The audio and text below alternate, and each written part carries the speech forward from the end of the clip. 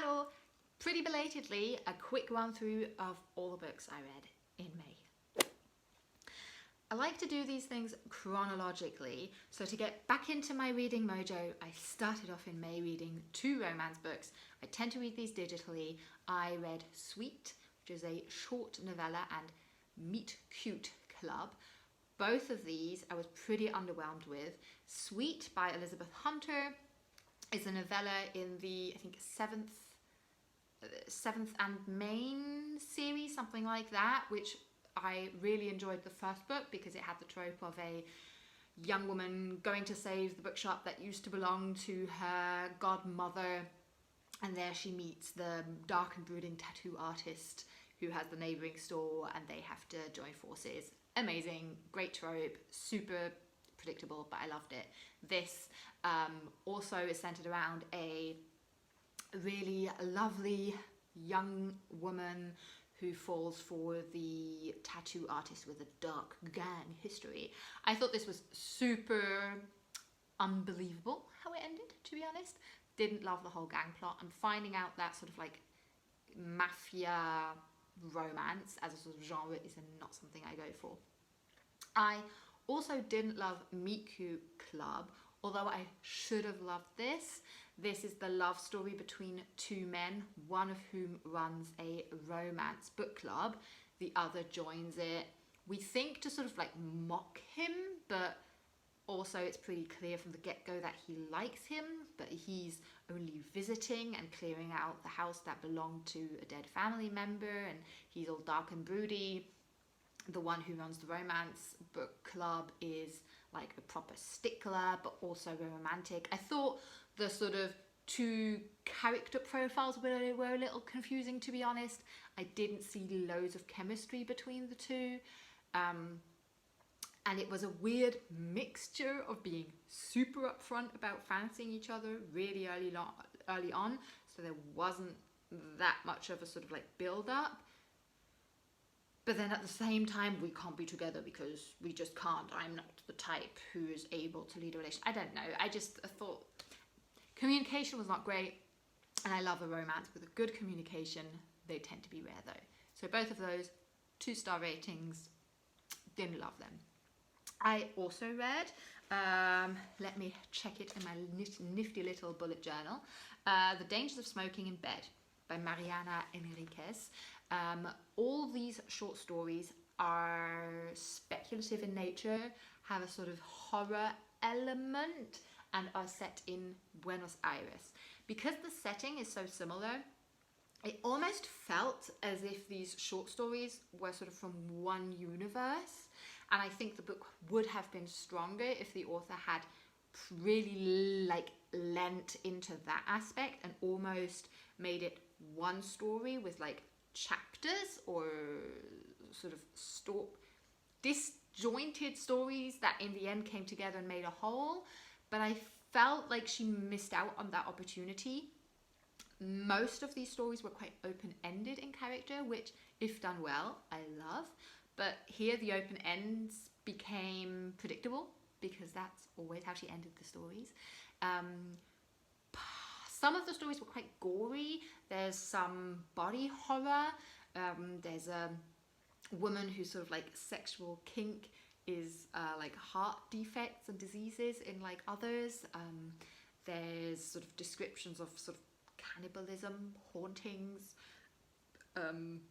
baby corpse ghosts. Like, it's quite gory in its horror, which sometimes I like, but again, I feel like if it's gratuitous, it bugs me. I like it when it's something I've like not thought of. Sounds wrong, as if I always think of like baby ghosts.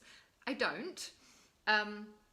But I want the gore factor to be there for a reason, not purely to disgust me. So I had hoped to love this more. I buddy read this together with Claudine, or Reading in Amsterdam, on Instagram, which is fun. Like, buddy reading a short story collection I think is always interesting because there's like lots of different things that you can talk about. But this one was slightly disappointing to me. I did end up giving it 3 stars. because there were just like some stories I liked that sort of like tilted it towards those 3 stars. It is a translated work of fiction, which I read quite little of. So this originally written in Spanish, so that was cool. But yeah, I had higher hopes for that one.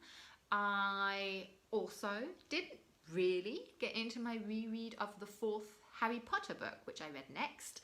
My friend Anna and I are rereading all the Harry Potter books this year. The 4th, the Goblet of Fire, has Harry compete in the Triwizard Tournament.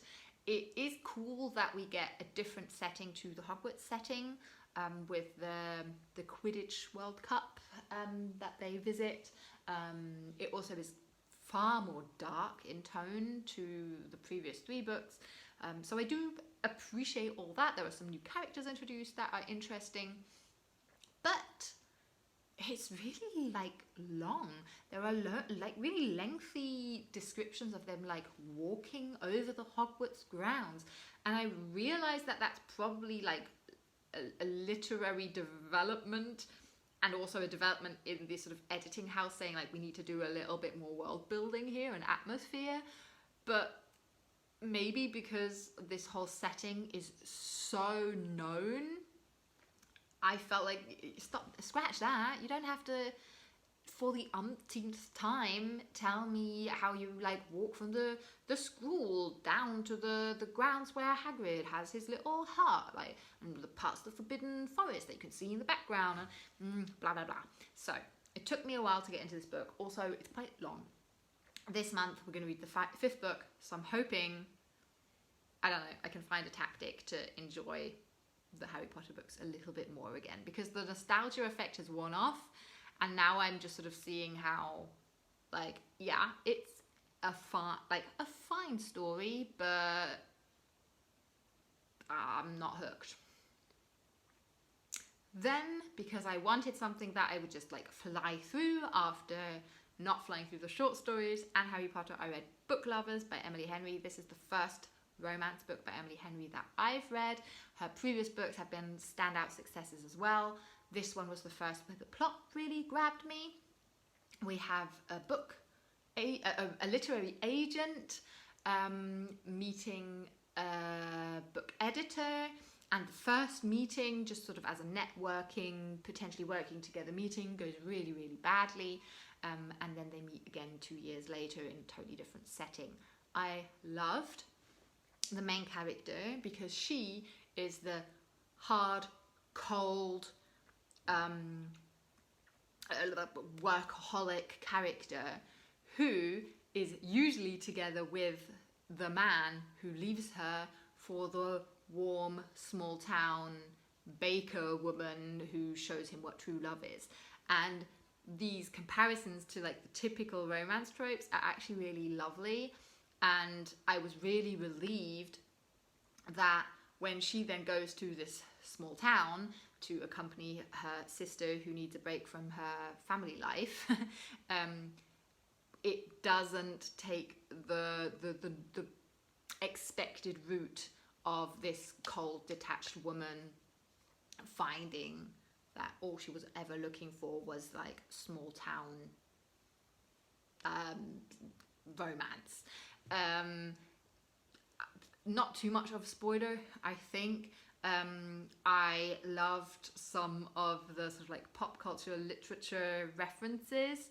I really rooted for both characters, and I thought it was a really believable love story. It is marketed as an enemies to lovers plot. I typically don't like those, and I personally don't feel like this one was. Yes, they had a really bad first meeting and initially claim to not really like each other, but that was like one shitty meeting, and they basically give each other the benefit of the doubt when they meet again and very likely build up a rapport, and they're very similar. I really liked that the take-home message of the book basically is that falling for someone who's very similar to you is something that can promise a really rich and fulfilled relationship. Sometimes this sort of like opposites attract trope, as lovely as that can be in a story, falls a bit flat to me because it's not actually realistic. Like, you know, studies show that the happiest relationships are actually those that have a lot in common. So I kind of liked that. I thought this was a relationship that really made sense. So the things they have to overcome to be in a relationship were things that really like made me sad, and I wanted them as a couple to figure it out. So I really enjoyed this one actually, and ended up giving it 4 stars, which I'm really stingy with my like higher stars ratings for romance books. Not because I don't enjoy reading them, obviously, otherwise I wouldn't read them, but because this sort of very predictable way of telling a story in romance books does often lead to me sort of like eating it like popcorn, but then still being hungry, and there's not a lot of food for thought. I'll stop with these weird eating metaphors.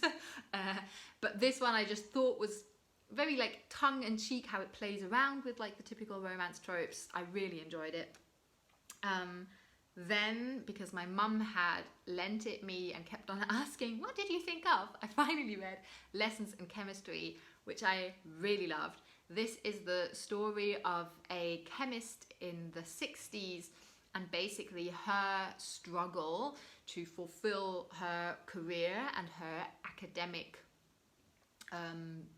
development and success while being a woman in the 60s. She ends up having her own cooking show, where she is still very much the chemist though, educating women and empowering, emancipating women as well. Like the typical housewife, she doesn't sort of just tell them to like cut the potatoes, but she explains the chemical underpinnings necessary, and gives these women a space to embrace how intelligent they actually are. I thought this was really a really great book. There is a love story in it, and at first I wasn't sure whether how to place this sort of as a genre. It's not a romance though. I actually teared up a little bit towards the end. I thought it was a really strong book. There's a dog character which is written in such a wonderful way. Always love a dog character, especially when done well. And yeah, I thought this was like a very clever mixture between just like a solid story, great side characters as well, and a somewhat historical setting, if you want to call it that, 60s, which scarily still felt quite current, which is terrible if you think about women in academia and like STEM sciences especially. Let's not go there. Or no, let's go there. I thought that was actually one of the strengths. You know, it's set in the 60s, so at first you're reading it and it's really easy to go like, yeah, it was the 60s though, wasn't it? And then you're like, wait a minute, that kind of stuff still happens in the workplace today. A really excellent protagonist who you cheer on, and a little sad, but just as the correct amount of seasoning to make an impactful story. I DNF'd In Your Defense by Sarah Langford, this non-fiction collection of real-life court cases that Sarah Langford tells us about, where she worked as the defense attorney, is by no means bad, but I read the first 4 or 5 cases, sort of stories around those, and just found them really depressing, to be honest. They're all cases that more or less talk about the biases that people sort of working in the legal field also develop, and she very much sort of questions her own prejudices, and I think that's really interesting. I think it's also a very intelligent thing to sort of so critically reflect your own work.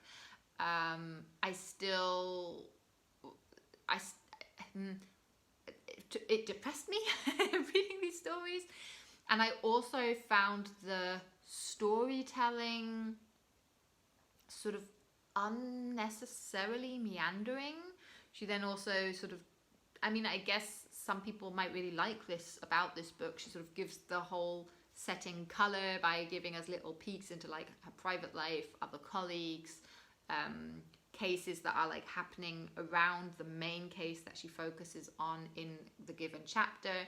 But it distracted me to a certain sense, and I just put it aside for now, and feel happy actually about trusting myself, allowing myself to DNF a book that I'm not loving. The other non-fiction book I want to mention, I finished Word Slut. Amanda Montell is a linguist, and in Word Slut she basically tells us how sexist language is. As an audiobook, this was really entertaining, but not the ideal medium for me to consume it. I feel like if I had read it, I would have retained some of the information a little bit better, especially when it comes to some of the historic developments. I thought those were the most interesting parts, and I feel like in one ear, out another, I would not be able to sort of regurgitate some of that information, to be honest. So that's a little bit of a shame. Some of the things I will take on and I find very interesting. She talks about vocal fry, for instance, which is constantly looked down upon. You know, I'm sorry. Scratch that. Vocal fry. Look it up if you don't know what it is. Which is often looked down upon. And she gives a few examples of speech patterns that are usually exhibited by women and how critically that is often discussed, and women who want to be successful are coached that they have to talk more like a man, while she argues that is a super sexist approach, and the different communication patterns should be celebrated more, accepted more, endorsed more. There was also a part where she talks about speech patterns that are more commonly seen in sort of the queer scene, and how that is also quite often seen as a lesser way of communicating. And there are like some really, really interesting elements in this book. I would just argue that maybe a print format for some non-fiction books does work better. So those were all the books I consumed in May. We are already way into June now, so I'm going to wrap that up and ask you to come talk to me. If you've read any of these books, I'm always interested to have a bit of a conversation about them. I hope you're reading something interesting, and I'll see you very soon. Bye.